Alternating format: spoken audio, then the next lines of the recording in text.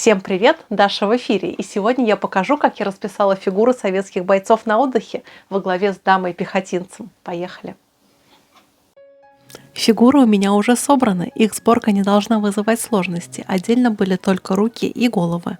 Кто-то любит красить части фигуры отдельно, мне же нравится делать это, когда фигуры собраны. Тут каждый для себя определяет, как ему удобно. Фигуры у меня предварительно обезжирены и загрунтованы томиевским грунтом. Купить все необходимое для постройки масштабных копий можно в магазине «Модельная лавка», а по этому промокоду при первом заказе у вас будет скидка в 200 рублей, а для последующих заказов используйте промокод «Даша» и у вас будет скидка в 10%. Роспись фигур я по своей привычке буду производить темперными красками от Невской палитры. Такие краски можно найти в любом художественном магазине. Также фигуры можно расписывать акрилом или масляными красками. Но мой выбор за темперой, так как она довольно быстро сохнет, имеет классную покрывную способность, предыдущие слои легко закрашиваются новыми, и что самое главное, после высыхания темпера дает почти идеальный матовый цвет, что отлично подходит для фигур, ведь одежда у нас в большинстве своем случае матовая, как и кожа в нормальном состоянии, так что мой выбор за темперными красками в окраске фигур. Начинаю роспись фигур с телесного цвета, крашу лица и кисти рук. Также, кстати, мне понравилась серия Art от Pacific. По свойствам эта краска похожа на темперу, и у этой серии большая палитра красок, и каждый новый оттенок не надо мешать, в отличие от той же темперы. И да, один из главных минусов темперы – это необходимость самостоятельно смешивать цвета, что потребует определенного опыта и световосприятия, что часто отсутствует у новичков. Перед началом окраски я просверлила дырочки в пятках солдат, чтобы вставить в них зубочистки, а уже зубочистки вставить в специальный станок для росписи от Green Stuff World. Но можно воспользоваться, кстати, и пластилином. Такое расположение при работе с фигурами я считаю почти идеальным. Пока сохнет базовый цвет лиц, займусь униформой бойцов. Я намешала несколько оттенков зеленого цвета, чтобы разные элементы одежды выглядели на бойцах более интересно. Обратите внимание, что бойцы одеты в разные элементы униформы. Девушка одета в юбку и ватник, один боец в полностью ватном костюме, если так можно выразиться, конечно. Он одет в ватные штаны и, собственно, ватник, а другой боец в галифе и куртку. И чтобы все элементы выделялись на бойцах, я окрашу их разными оттенками. Только учтите, что после высыхания темпера немного теряет в яркости. Это, кстати, один из минусов именно темперных красок. До Великой Отечественной войны женщины в частях Красной Армии не служили, но нередко несли службу на пограничных заставах вместе со своими мужьями-пограничниками. Судьбы этих женщин с приходом войны сложились трагически, большая их часть погибла, лишь единицы сумели выжить в те страшные дни. К августу 1941 года стало очевидно, что без женщин никак не обойтись. Первыми на службу в Красную армию заступили женщины-медработники, развертывались медико-санитарные батальоны, полевые передвижные госпитали, эвакогоспитали и санитарные эшелоны, в которых служили молоденькие медсестры, врачи и санитарки. Потом в Красную армию военкомы стали призывать связисток, телефонисток и радисток. Дошло до того, что почти все зенитные части были укомплектованы девушками и молодыми незамужными женщинами в возрасте от 18 до 25 лет. Стали формироваться женские авиационные полки. К 1943 году в Красной армии служили в разное время от 2 до 2,5 миллионов девушек и женщин. Военкомы призывали в армию самых здоровых, самых образованных, самых красивых девушек и молодых женщин. Все они показывали себя очень хорошо. Это были храбрые, очень стойкие, выносливые, надежные бойцы и командиры. Были награждены боевыми орденами и медалями за храбрость и отвагу, проявленную в бою. Например, полковник Валентина Степановна Гризодубова, герой Советского Союза, командовала авиационной бомбардировочной дивизией дальнего действия. Это ее 250 бомбардировщиков Ил-4 вынудили в августе 1944 года капитулировать Финляндию. Девушки-зенитчицы под любой бомбежкой, под любым обстрелом они оставались у своих орудий. Когда войска Донского, Сталинградского и юго-западных фронтов замкнули кольцо окружения вокруг вражеских группировок в Сталинграде, немцы попытались организовать воздушный мост на занятой ими территории Украины в Сталинград. Для этого весь военно-транспортный воздушный флот Германии был переброшен под Сталинград. И наши русские девушки-зенитчицы организовали зенитный заслон. Они за 2 месяца сбили 500 трехмоторных германских самолетов Юнкерс-52. Кроме того, они сбили еще 500 самолетов других типов. Такого разгрома немецкие захватчики не знали еще никогда и нигде в Европе. После того, как серые человечки стали зелеными, покрашу им сапоги. Для этого я использую слегка приглушенный черный цвет, то есть не чисто черный, а с легким добавлением серого цвета. Хотя, наверное, лучше было бы использовать немного сиены натуральной. Ночные ведьмы. Женский полк ночных бомбардировщиков подполковника гвардии Евдокии Бершанской, летая на одномоторных самолетах У-2, бомбил немецкие войска на Керченском полуострове в 1943 и 1944 годах, а позже воевал на Первом Белорусском фронте, поддерживая войска маршала Жукова. Самолеты У-2 летали ночью, базировались они в 80 километрах от линии фронта. Взлетно-посадочная полоса им нужна была небольшая, всего метров 200. За ночь в боях за Керченский полуостров они делали по 10-12 вылетов. Нес У-2 до 200 килограмм бомб на расстояние до 100 километров в немецкий тыл. За ночь они сбрасывали на немецкие позиции и укрепления каждый по 2 тонны бомб и зажигательных ампул. К цели они подходили с выключенным двигателем, бесшумно. У самолета были хорошие аэродинамические свойства. У-2 мог спланировать с высоты 1 километр на расстояние до 10-20 километров. Далее синим цветом раскрашу юбочку в синий цвет. Синенькая юбочка, ленточка в косе. Кто не знает Людочку, Люду знают все. Сейчас паны-поляки не помнят, как русские красавицы-летчицы зимой 1944 года сбрасывали гражданам Польши, восставшим в Варшаве против германских фашистов, оружие, боеприпасы, продовольствие и медикаменты. После того, как лица высохли, начинаю их тонировку. Вначале светлым тоном выделяю выступающие элементы лица – нос, лоб, щечки и подбородок. Заранее прошу прощения за иногда выпадающий фокус. Камере тяжело сфокусироваться на таком мелком элементе, и особенно в движении. А на Южном фронте под Мелитополем и в мужском истребительном полку воевала русская девушка-летчица, которую звали Белая Лилия. Сбить ее в воздушном бою было невозможно. На борту ее истребителя был нарисован цветок – Белая Лилия. Однажды полк возвращался с боевого задания, и Белая Лилия летела замыкающей. Такой чести удостаивались только самые опытные летчики. Немецкий истребитель караулил ее, спрятавшись в облаке. Дал по Белой Лилии очередь и снова скрылся в облаке. Раненая она развернула свой самолет и бросилась за немцем. Обратно она так и не вернулась. Уже после войны ее останки были случайно обнаружены местными мальчишками, которые ловили ужей в братской могиле в селе Дмитровка Шахтерского района Донецкой области. Покрашу волосы девушки, и она у меня будет блондинкой.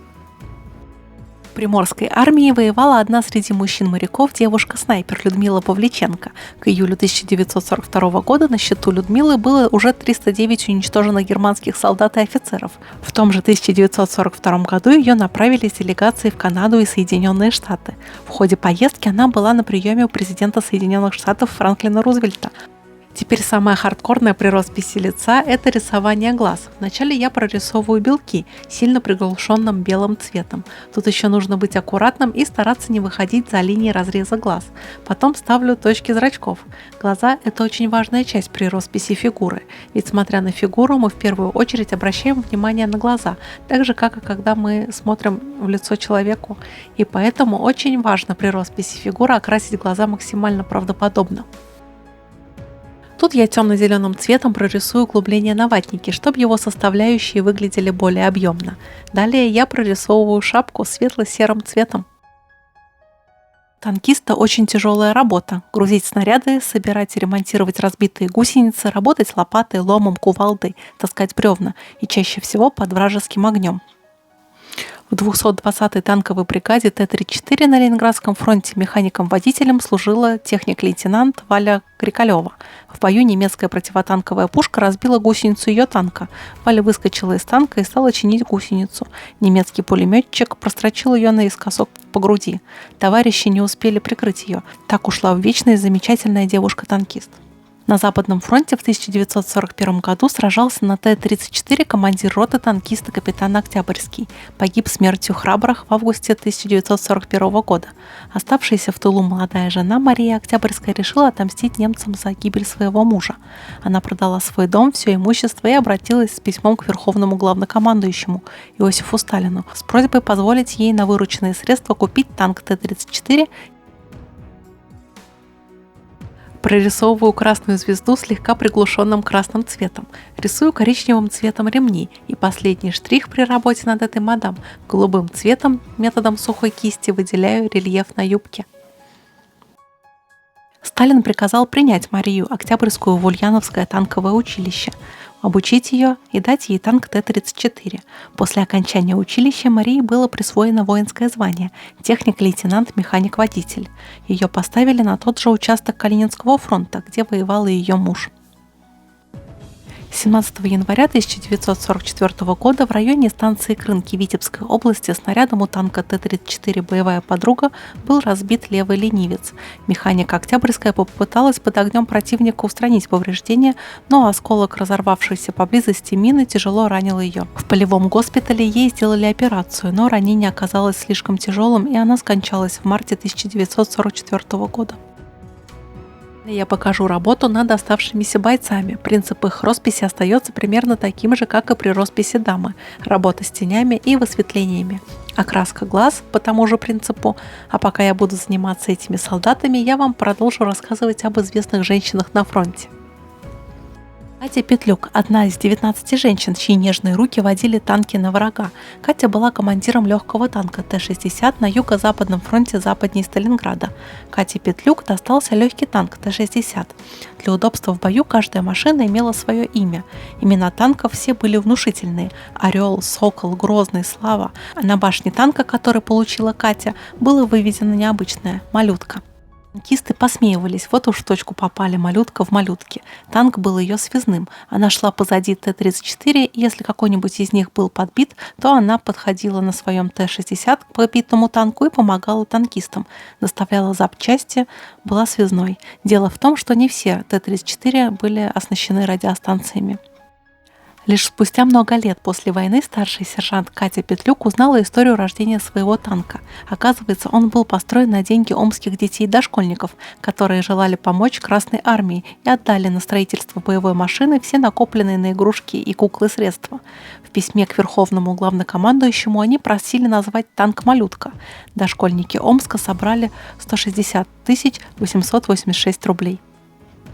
Через пару лет Катя уже вела в бой танк Т-70, с малюткой все же пришлось расстаться. Участвовала в битве за Сталинград, а затем в составе Донского фронта в окружении и разгроме гитлеровских войск. Участвовала в сражении на Курской дуге, освобождала левобережную Украину, но была тяжело ранена и в 25 лет стала инвалидом второй группы. После войны жила в Одессе, сняв офицерские погоны, выучилась на юриста и работала заведующей бюро ЗАГС. Награждена орденом Красной Звезды, орденом Отечественной войны второй степени и медалями. Спустя много лет маршал Советского Союза Якубовский, бывший командир 91-й отдельной танковой бригады, в книге «Земля в огне» напишет: «А вообще трудно измерить, во сколько крат возвышается героизм человека. О нем говорят, что это мужество особого порядка. Им, безусловно, обладала участница Сталинградской битвы Екатерина Петлюк».